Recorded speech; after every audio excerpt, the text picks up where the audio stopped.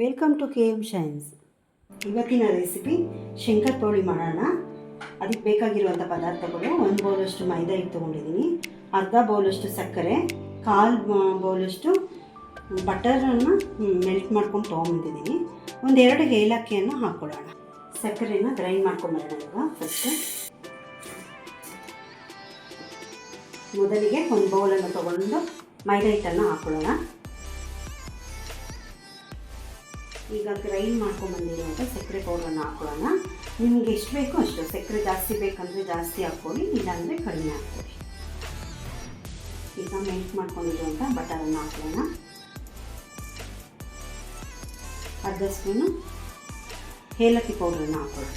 ಸ್ವಲ್ಪ ನೀರು ಹಾಕ್ಕೊಂಡು ಕಲಿಸ್ಕೊಳ್ಳೋಣ. ನೋಡಿ ಕಲಿಸಿದೆ. ಇವಾಗ ನೋಡಿ ಈ ಥರ ಕಲಿಸ್ಕೊಂಡ್ಬರೋಣ. ನೋಡಿ ಇವಾಗ ರೆಡಿಯಾಗಿದೆ. ಈಗ ಇದನ್ನು ಕಟ್ ಮಾಡಿಕೊಂಡು ಎಣ್ಣೆನಲ್ಲಿ ಬಿಡೋದು ಅಷ್ಟೇ.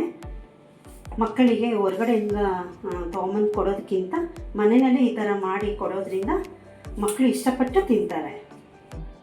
ಕಲಿಸ್ಕೊಂಡಿರೋ ಹಿಟ್ಟನ್ನು 2 ಭಾಗಗಳಾಗಿ ಮಾಡ್ಕೊಂಡಿದ್ದೀನಿ. ಈಗ ಲಟ್ಟಣಿಗೆ ತೊಗೊಂಡು ಒತ್ಕೊಳ್ಳೋಣ. ಒಂದು ಬಾಣಲೆಯನ್ನು ಇಟ್ಕೊಂಡು ಸ್ವಲ್ಪ ಎಣ್ಣೆಯನ್ನು ಹಾಕ್ಕೊಳ್ಳೋಣ. ಮುಳುಗುವಷ್ಟು ಎಣ್ಣೆ ಇರಲಿ. ಮೈದಾ ಹಿಟ್ಟಿನ ಪೌಡ್ರ್ ಹಾಕ್ಕೊಂಡು ಈಗ ಲಟ್ಟಿಸ್ಕೊಳ್ಳೋಣ. ಚಿಕ್ಕಾಗೆ ಇರಲಿ, ತುಂಬ ತೆಳು ಬೇಡ. ಕಟ್ ಮಾಡ್ಕೊಂಡು ಇಟ್ಕೊಂಡಿದ್ದೀನಿ.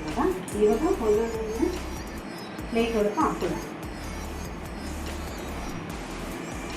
ಒಂದೊಂದನ್ನು ಪ್ಲೇಟ್ ಒಳಗೆ ಇಟ್ಕೊಳ್ಳೋಣ.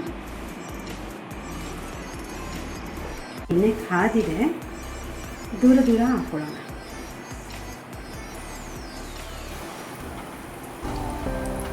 ಈಗ ಮುಚ್ಚಾಕೊಳ್ಳೋಣ.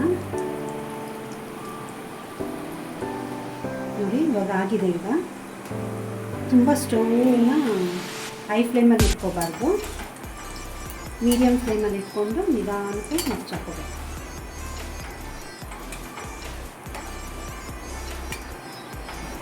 ಇವಾಗ ಆಗಿದೆ.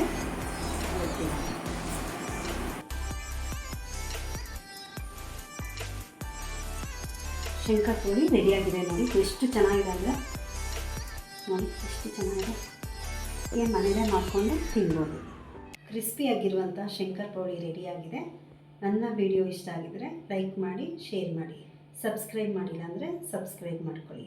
ಮತ್ತೊಂದು ಹೊಸ ವಿಡಿಯೋಂದಿಗೆ ಭೇಟಿಯಾಗೋಣ. ಬಾಯ್.